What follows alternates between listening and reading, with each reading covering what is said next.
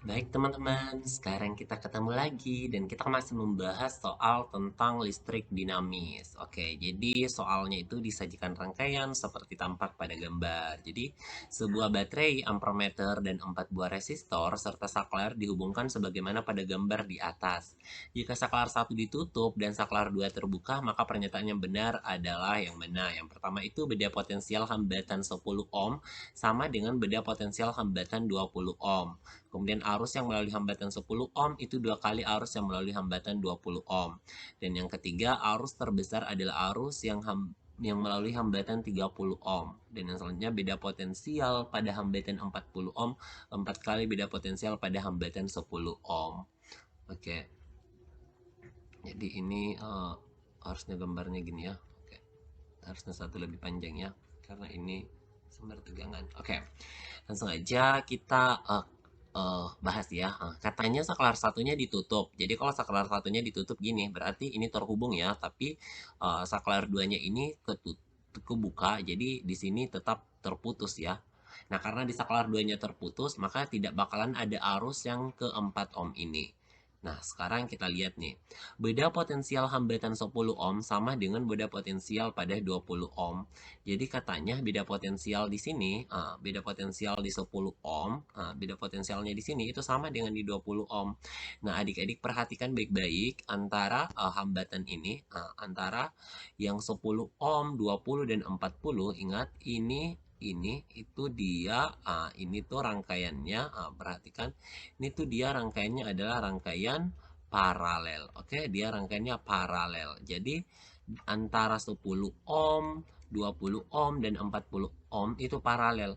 Kalau rangkaian paralel itu dia akan punya beda potensial yang sama. Oke, jadi kalau rangkaian paralel itu dia punya beda potensial sama. Oke, jadi beda potensialnya itu sama. Oke, jadi beda potensial sama. Kemudian karakteristik lagi dari rangkaian paralel itu dikenal sebagai pembagi arus. Oke, jadi dia ini pembagi arus.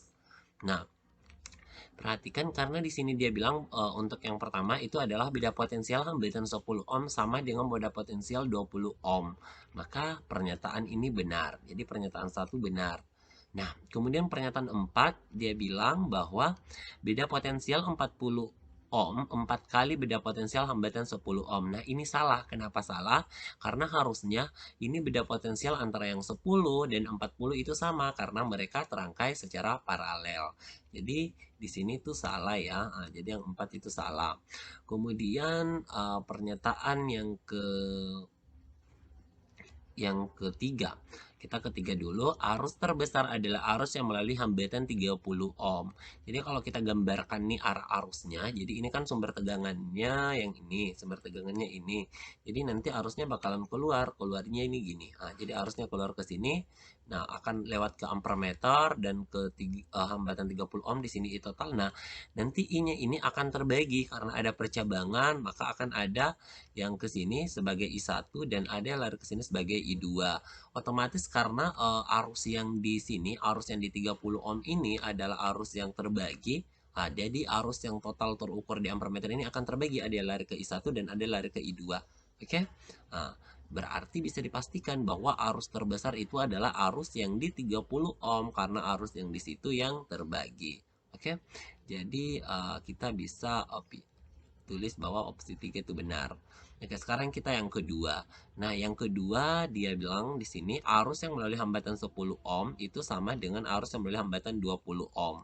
Jadi arus misalkan arus yang melewati hambatan 20 ohm ini kita simpulkan I2 ya. Kita sebut saja yang ini sebagai R1 yang 10 ohm dan yang 20 ohm itu R2. Karena ini dan ini tegangannya V1, di sini tegangannya V2. Nah, karena ini rangkaiannya adalah rangkaian paralel, maka kita sudah tahu kalau rangkaian paralel itu dia bakalan punya beda potensial yang sama. Jadi kita bisa tuliskan V1 itu sama dengan V2 ya. Nah, di mana sesuai dengan hukum Ohm kan V per I itu sama dengan R ya, atau ini bisa kita tuliskan V itu sama dengan I dikali R. Jadi kita bisa tulis V1-nya itu I1 dikali R1, ini sama dengan I2 dikali dengan R2. Nah, di mana R1-nya itu adalah 10 ohm dan R2-nya itu adalah 20 ohm. Oke. Nah, ini bisa dicoret nih, dicoret, dicoret. Jadi tersisa 2. Jadi kita akan peroleh I1 itu sama dengan 2I2.